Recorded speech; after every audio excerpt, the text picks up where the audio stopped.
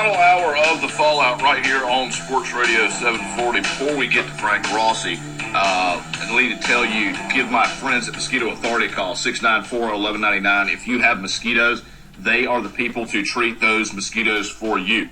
Come out, they'll identify the habitat, and they'll come out and spray every 3 weeks, killing the life cycle of the mosquitoes. If you enjoy spending time outdoors as much as I do, you don't want the frustration, the hassle of mosquitoes. Give them a call at 694-1199, whether you're anywhere from Millbrook, Wetumpka, all the way to Lake Martin, Tallahassee, Pike Road, Montgomery, wherever you are listening to us, give Mosquito Authority a call at 694-1199.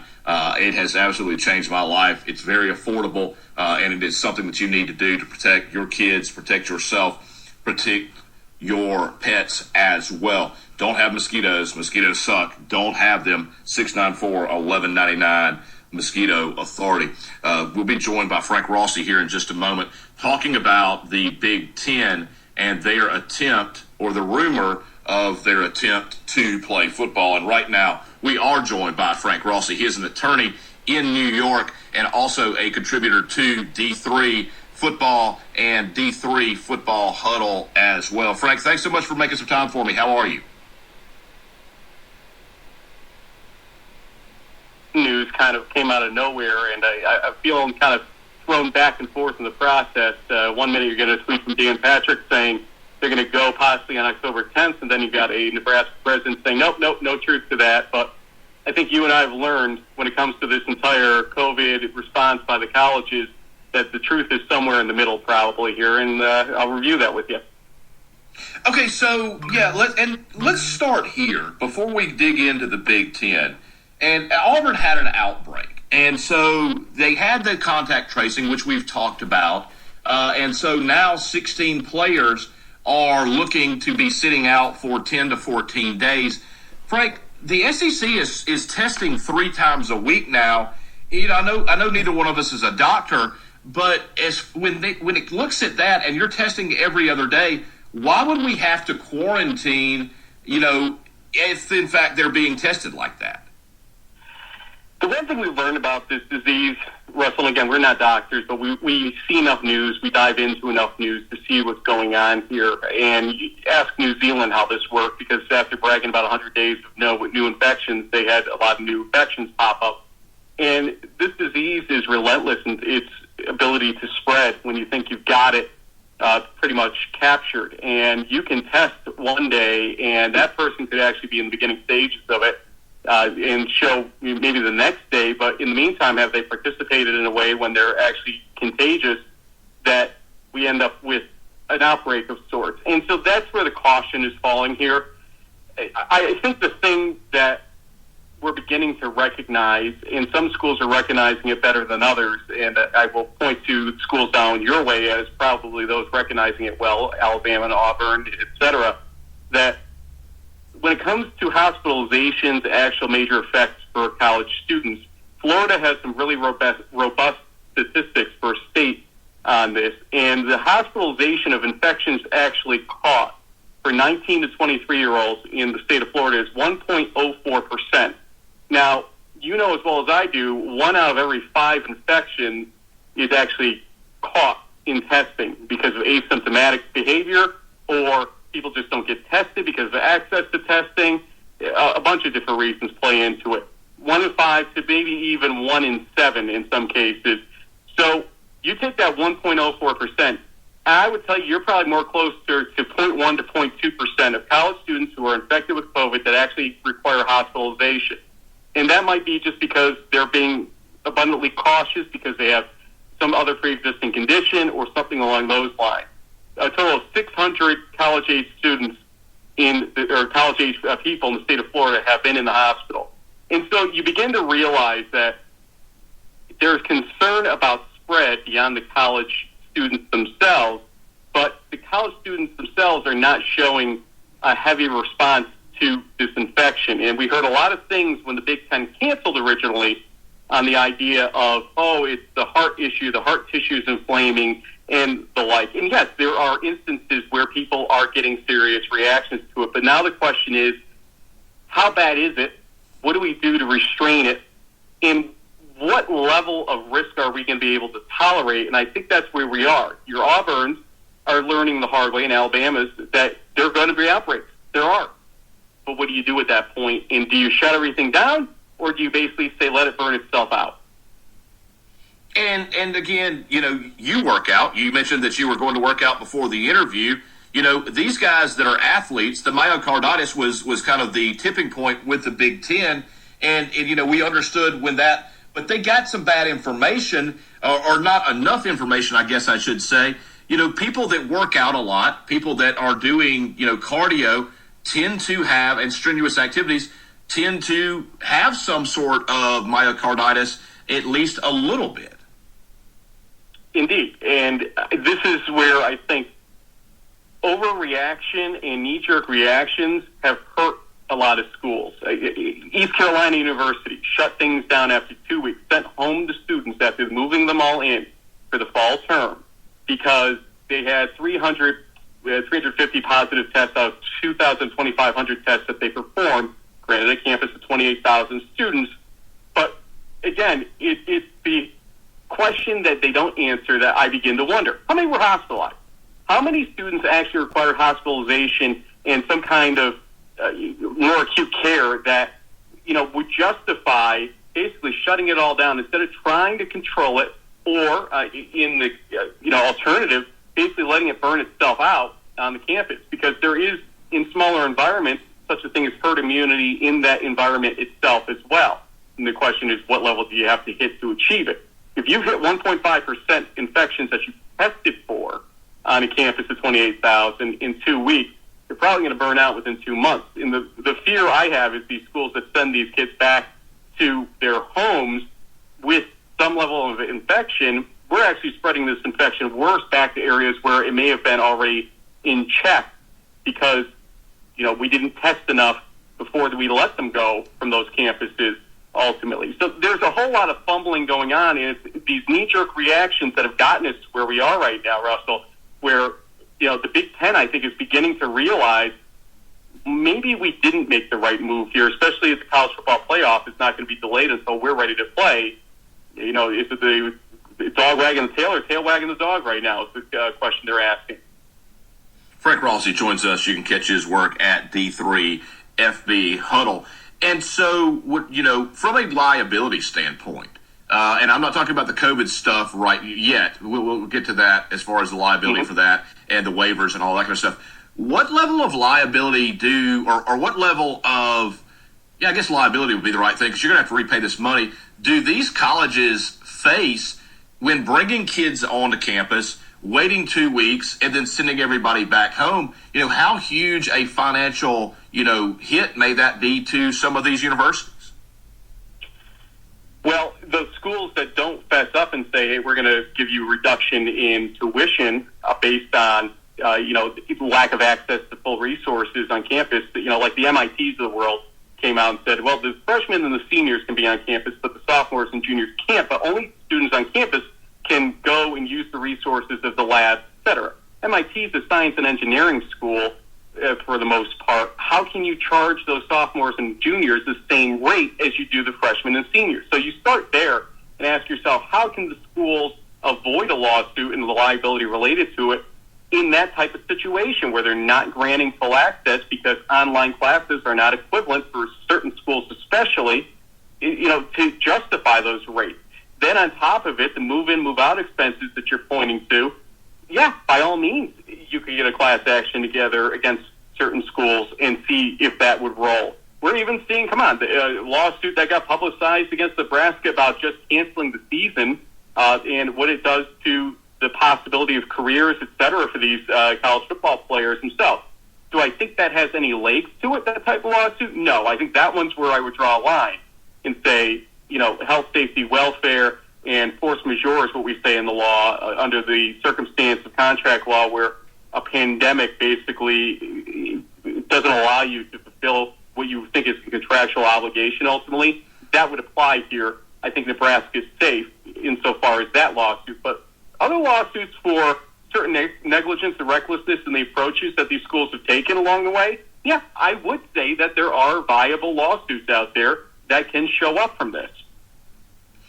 As far as the Big Ten, and we've talked a little bit about it, but let's dive a little bit deeper into this. Obviously, Donald Trump had a meeting with Kevin Warren, and so he's saying, hey, listen, you're going to get the full support. You're going to get additional testing supplies, the turnaround rate of the new saliva test, all of those kind of things. How much does that play into the Big Ten reversing course, or is this strictly a political ploy for Trump trying to get votes there in the Rust Belt? Well, let's look at it this way. When we last spoke, the NCAA mandates that had come out were kind of ruling this entire situation, making the Big Ten the first to go, followed by the Pac-12 back at that point.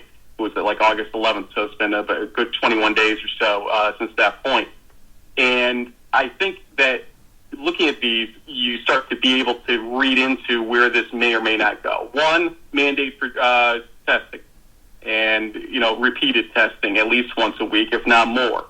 That's a cost, and that's a logistical nightmare as well for some of these schools, especially in some of the northern states, and now even some of the southern states that are having difficulty getting access to testing because of the sheer volume of testing going on. You can't get the results fast enough if you put them into the normal PCR lab scenario. So the saliva test, or the so-called spit test the NBA has been using, has become a very, very big catchphrase for these schools because it's a game changer, but what's the availability for a wider use than just the NBA? And none of us seem to have answers to those questions, but perhaps the President of the United States does, or he's going to submit it over to folks like Deborah Burke, who might be able to get some answers to those questions over to the Big Ten pretty fast about what they're able to do. So testing was one big one. Liability waivers was another. We kind of have been alluding to it back and forth, so let's dive into it. The liability waivers that you're not going to be permitted to get signed based on the NCAA's mandate is a huge problem because it's still saying, essentially, you're going to be held liable possibly for a student athlete getting COVID and suffering from it in some way, shape, or form or another. And on top of that, you're going to have to pay the cost related to any athletics-related infection, and we still can't define what that is a month later here, that you see a student athlete suffer, and that means from practice or games. So does that change based on a conversation with President Trump today, that part of it? No, but what could be changing is the following philosophy, and this may be why October is being looked at. At that point, we'll be at around 2 months of students being back on campuses. And the philosophy seems to be, in states at least, and why should campuses be different, that when you see an outbreak of COVID, between taking measures to stop it and the inability to stop it in certain areas, it seems to have a 2-month arc and crest type of situation. So at the 2-month mark, most of these campuses that do either experience outbreaks or that are able to get in front of it are going to probably be in some level of control at that point. And that might be the right timing while the student body is still around the players themselves to actually try to move forward with it. So some combination between increased testing and a better timing might make it more attractive now to actually go forward with it. But the one thing I will say, Russell, is this. The Big Ten would have been better off a month ago taking the SEC and the ACC, and especially the Big 12, who was kind of the kingmaker in this whole thing, and saying to them, look, delay the CFP by 2 weeks to 3 weeks. Let's push this thing to as far into November as we can and still have a 9-game season where we minimize the contact between the student body and all these schools and the players themselves. And that way, we're all in the same boat. We're all taking some really good, effective safety measures, and we'll still have meaningful seasons with a playoff at the end of the day. We're sitting on a day where you've been talking all day, and rightfully so, about SEC schedule being released. Nothing's going to change now from the Big Ten. They had a chance to influence this entire system, and instead of trying to influence it, they basically said, oh, we're out of here, on a knee-jerk reaction after the MAC left the entire process back a month ago. And that's where they made some brutal mistakes here and could have actually created a better system for the entire Power 5 group, but they didn't choose to do it. As far as the NCAA, and we know that, we've talked about the fact that everything's very fractured. The NCAA is at its lowest power, structure, in the, recognizable past. With the waivers, could this be a situation where the SEC, the Big 12, the ACC, and if in fact the Big 10 decides that they want to play, that they could issue their own liability waivers, or that the schools individually could ask people to sign them that were willing to? Well, the wording is that you cannot make them mandatory to return to play on the field. And so I don't see how you could do the gymnastics to make it look like it wasn't mandatory, wink, wink, nudge, nudge in the whole process. That's a little bit of the kind of odd dance that you'd be seeing there, and I just don't think it works. But what I will say to you is that ultimately the NCAA has sort of backed everybody into a corner by making that mandate exist. Because how do you back out of it now from a legal point of view? We talked about this last time I was on the show a few weeks ago, that once you make that mandate, that's a problem. So you really, as a school, have to look at how willing are you and able are you to self-insure in these types of situations, or find an insurer that's going to actually issue you a premium, and it's going to be a high premium, when you can't issue those waivers. That's the problem ultimately you're still going to have. And I was telling you before today, I would have put the percentage possibility of a mid-October, early November start for the Big Ten a week ago at about 15%. I think right now it's at 35%, because you're not going to find college presidents that are willing to take that jump too easily, even in the Big Ten right now. Why? What has changed is the question, and ultimately the answer is some things may have, but has enough change to make them stomach that liability issue ultimately. I don't think it's there yet, but I also can't refuse to acknowledge Dan Patrick was right ultimately last time he had some rumors from the Big Ten. I think when he reported it and when Trevor Lawrence was getting involved, it sort of caused the Big Ten to take a reaction back for a second to say, hold on, we can't make this announcement yet. We have to make it look like we're giving it due diligence back then a few weeks ago. But Dan wasn't wrong. And so I don't think Dan is fully wrong here either, that there is a chance for it to happen. But remember the preamble to his tweet today. If they can revise the safety and precautionary things associated with play, they will try to go for October 10th. There's a lot behind that preamble that may not be able to actually change. And I don't know exactly where it lays and where this goes from there internally, what Kevin Warren's going to do. But one thing I want to say in this whole thing, Russell, is I am fully disappointed in the NCAA in the following manner. When you go put a mandate out, especially a testing mandate the way they did, because remember, it was guidance and then it turned into a mandate. Where the hell was the NCAA in going and lobbying Congress on accessibility and cost defraying for these tests before they went and did it? Because it would have been a lot easier for all of us to stomach this if they said, hey, we're coming out with this mandate, but we have worked on making testing access work for these schools that choose to go forward with playing. Short of that, it's an unfunded mandate that a lot of schools, that we know the entire Division III structure pretty much, with the exception of a few schools, couldn't stomach it. Division II went the same way. Division I FCS, partially couldn't stand it. And so FBS became the only game in town that could. But still, Big Ten, they want to test 3 times a week. That's a lot of money. I don't care who you are, especially with state schools involved. And so that's where Congress and the NCAA could have worked together to make this a little bit easier and a little less drastic, and they didn't do it. And now it's up to the conferences to do this. That's not the way it's supposed to work. The last thing I've got for you is this. Basically, the NCAA has said that this year you will receive another year of eligibility, which means regardless of whether you play or you don't play, you get this year back. That combined with the option for an opt-out, does that not basically, and you tell me legally, does that not basically, act as a voluntary waiver of COVID claims? You could make that legal claim, and it will probably get tested ultimately for the schools that do move forward here. And God forbid somebody does get sick, and maybe seriously so. The odds say somebody will get seriously sick from COVID in the numbers playing. Okay, that's just what the odds say. Somebody's going to get hospitalized with some kind of effect. It's going to happen from these numbers. It is a question of what can you stomach risk-wise in the quantity of players playing.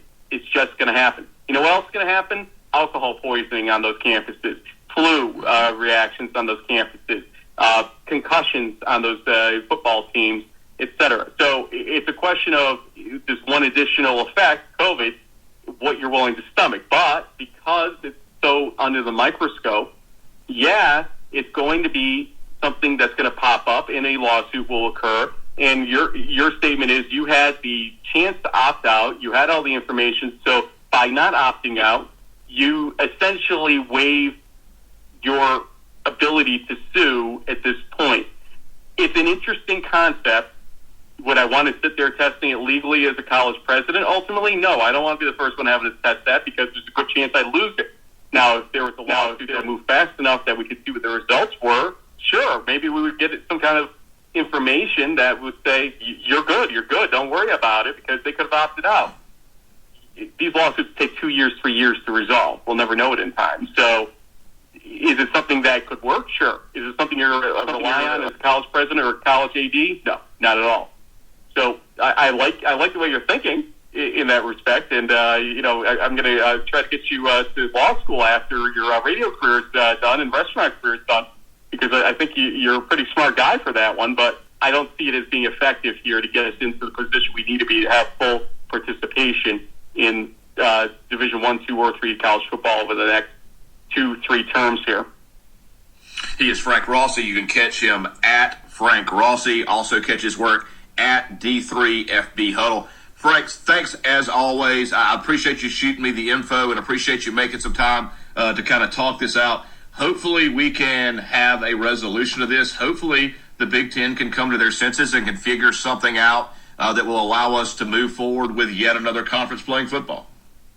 I hope you're right. I hope the Pac-12 wakes up too. It doesn't seem like anybody's really reaching out to them the same way right now, but who wants an asterisk of some major degree on this season in the CFP? The degree we can avoid it, I think we need to basically have all 5 conferences present to the degree possible, and this is a start if it works out. Also want to send a shout-out to my co-host on In the Huddle, which is D3FB Huddle on Twitter, James Baker, who is a big fan of yours, Russell, and your entire show there. So thanks again for having me on.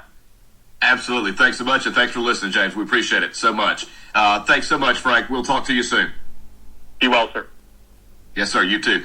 Frank Rossi. Again, check his work out at Frank Rossi and at D3FB Huddle as well. We appreciate making some time there. That's a good, solid 23 minutes breaking this down. And again, he's an attorney, so he knows what he's talking about. And again, that's what we're looking for today. You can give us a call at 240-9230, 1-800-239-9544.